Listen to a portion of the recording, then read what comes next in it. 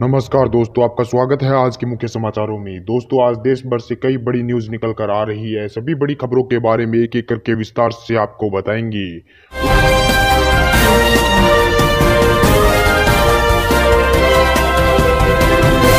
राहुल गांधी ने कोरोना महामारी को लेकर एक बार फिर से आज मोदी सरकार पर बोला हमला। कहा इस हफ्ते देश में कोरोना के मरीजों की संख्या 10 लाख को पार कर जाएगी। वहीं उन्होंने कहा कि महामारी को रोकने में मोदी सरकार विफल रही है। दोस्तों, आपको बता दें कि देश में बढ़ रहे कोरोना वायरस के संक्रमण को लेकर कांग्रेस के पूर्व अध्यक्ष राहुल गांधी ने मोदी सरकार पर आज निशाना साधा है। राहुल गांधी ने कहा कि कोरोना के प्रभाव को कम करने में मोदी सरकार पूरी तरह से विफल रही थी और इसने अर्थव्यवस्था को भी तबाह कर दिया। वहीं राहुल गांधी ने कहा कि प्रधानमंत्री मोदी ने बिना किसी अन्य पार्टी से सलाह लिए लॉकडाउन लगा दिया था, जिससे कोरोना भी नहीं रुका और देश की अर्थव्यवस्था भी तबाह हो गई।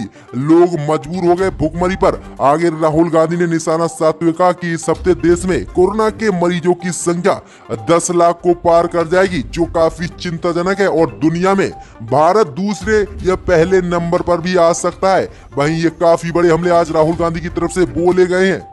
इसी बीच बढ़ते दोस्तों अगली बड़ी खबर की ओर तो नेपाल ने भारतीय न्यूज चैनलों पर लगाए गए प्रतिबंध को हटाया। दोस्तों, आपको बता दें काफी बड़ी खबर सामने निकल कर आ रही है कि नेपाल में आपत्तिजनक कार्यक्रम दिखाने के आरोप में नेपाल की केपी शर्मा ओली सरकार ने भारत के न्यूज चैनलों पर प्रतिबंध यानी बैन लगा दिया था, जिसके बाद ये फैसला आज केपी शर्मा ओली सरकार ने वापस लिया है और भारत के न्यूज चैनलों पर से नेपाल में प्रतिबंध हटा लिया गया है। दोस्तों, आपको बता दें कि नेपाल के केबल ऑपरेटरों ने ओली सरकार के इशारे पर भारत के कुछ न्यूज चैनलों पर लगाए गए प्रतिबंध को फिर से हटा लिया है। दोस्तों, आपको बता दें कि कल शाम से नेपाल में भारतीय न्यूज चैनलों का प्रसारण शुरू हो गया है। दोस्तों, आपको बता दें कि फिर से अब भारत के न्यूज चैनल चलने लगे हैं नेपाल में। वहीं आपको बता दें कि मैक्स डिजिटल टेलीविजन के वाइस चेयरपर्सन ने केबल ऑपरेटर्स के साथ बैठक के बाद ये फैसला लिया है। उन्होंने बताया था कि कुछ आपत्तिजनक कार्यक्रम दिखाने वाले चैनलों के प्रसारण पर अभी भी नेपाल में बैन है, लेकिन ज्यादातर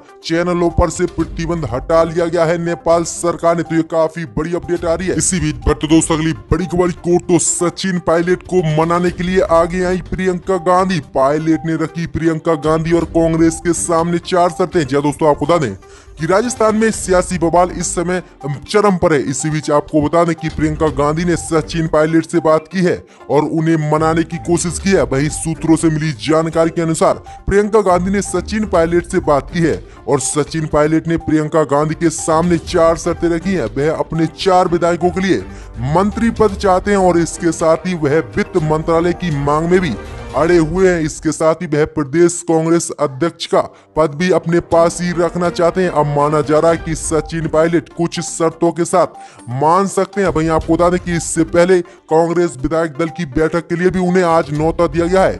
वहीं रणदीप सुरजेवाला कई पार्टी के बड़े नेता इसमें शामिल होंगे, लेकिन सचिन पायलट ने इसमें शामिल होने से इनकार कर दिया। वहीं आपको बता दें कि सचिन पायलट की टीम ने एक वीडियो भी जारी किया है, जिसमें कुल 30 विधायकों में से सिर्फ 13 विधायक सामने नजर आ रहे हैं, क्योंकि सचिन पायलट ने दावा किया था कि उनके समर्थन में सिर्फ 30 विधायक हैं। लेकिन जो वीडियो सचिन पायलट की टीम के द्वारा जारी किया गया है उसमें सिर्फ 13 विधायक ही दिख रहे हैं। तो अब माना जा सकता है कि कांग्रेस सरकार राजस्थान में नहीं गिरेगी और सचिन पायलट में वो दम नहीं है जो ज्योतिरादित्य सिंधिया में मध्य प्रदेश में था। तो अब आपको बता दें कि मध्य प्रदेश की तरह राजस्थान में बवाल नहीं होने वाला है। राजस्थान में कांग्रेस की सरकार नहीं गिरेगी, क्योंकि सचिन पायलट के समर्थन में सिर्फ 10 या 13 विधायक ही है। तो ये काफी बड़ी अपडेट है। इसी बीच बढ़ते दोस्तों अगली बड़ी खबर की ओर तो शिवसेना ने राजस्थान मुद्दे को लेकर बीजेपी और सचिन पायलट पर साधा निशाना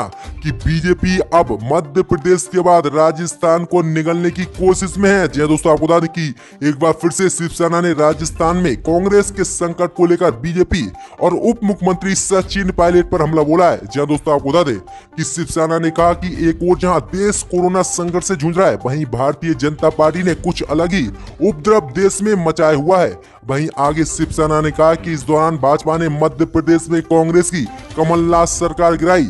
वहीं अपनी जीप पर लगे खून के पचने के पहले ही राजस्थान में गहलोत सरकार को गिराकर डकार लेने की स्थिति में भाजपा दिख रही है, लेकिन ये संभव नहीं है।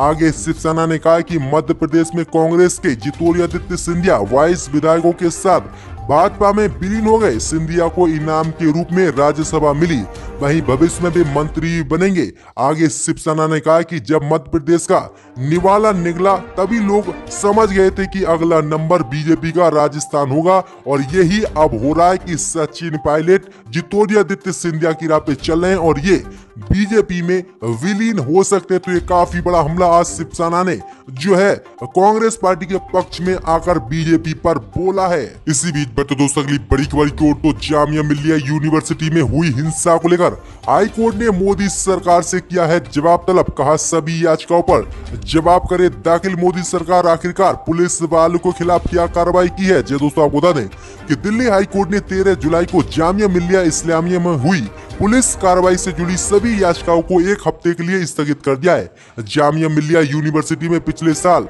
15 दिसंबर को नागरिकता संशोधन कानून और एनआरसी के विरोध में हो रहे प्रदर्शन के दौरान पुलिस ने जो लाठीचार्ज बच्चों पर किया था, जिससे जामिया मिलिया की कई लाइब्रेरी भी तोड़ी गई थी पुलिस के द्वारा। वहीं इसी को लेकर दिल्ली हाई कोर्ट ने केंद्र की मोदी सरकार को निर्देश दिया है कि छात्रों और बाकी याचिकाकर्ताओं की सभी याचिकाओं पर वो जवाब दाखिल करे। आखिरकार उसने इनके खिलाफ क्या कार्रवाई की है। जिस तरह से जामिया मिलिया यूनिवर्सिटी में पुलिस ने तोड़फोड़ की और बच्चों की और लड़कियों तक की पिटाई लगाई थी, उस पर केंद्र की मोदी सरकार जवाब दाखिल करे। आखिरकार दिल्ली पुलिस के खिलाफ क्या कार्रवाई की गई है।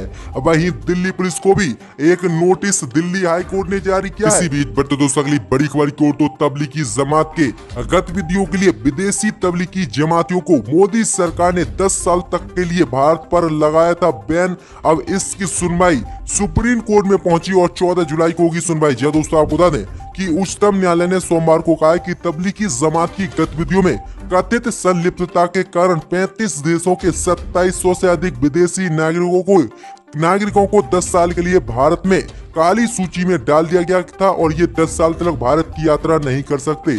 इसी को लेकर सरकार के आदेश के खिलाफ याचिका जो है सुप्रीम कोर्ट में डाली गई है और सुप्रीम कोर्ट 24 जुलाई को सुनवाई करेगा। देखते हैं कि मोदी सरकार के इस फैसले पर क्या कोर्ट फैसला सुनाता है कि तबलीगी जमात के जो सदस्य हैं विदेशी उनको काली सूची में से हटाया जाएगा या फिर ये काली सूची में डले रहेंगे। इसी बीच दोस्तों अगली बड़ी खबर की ओर तो पश्चिम बंगाल में भाजपा विधायक की मौत पर बवाल। बीजेपी ने किया 12 घंटे पश्चिम बंगाल बंद का ऐलान। जी दोस्तों आपको बता दें कि पश्चिम बंगाल में उत्तर दिनाजपुर में आरक्षित सीट हेमताबाद से भाजपा विधायक देवेंद्र नाथ रे का शव सोमवार को उनके गांव में घर के पास रस्सी से लटका मिला है। भाजपा ने मुख्यमंत्री ममता बनर्जी की पार्टी टीएमसी पर मौत का आरोप लगाया है। वहीं अब भाजपा ने देवेंद्र नाथ रे की मौत के विरोध में आज उत्तर बंगाल के जिलों में 12 घंटे का बंद का ऐलान किया है। तो ये काफी बड़ी अपडेट है पश्चिम बंगाल से लेकर। इसी बीच दोस्तों अगली बड़ी खबर की ओर तो फारूक और अमर अब्दुल्ला ने 16 पार्टी नेताओं की रिहाई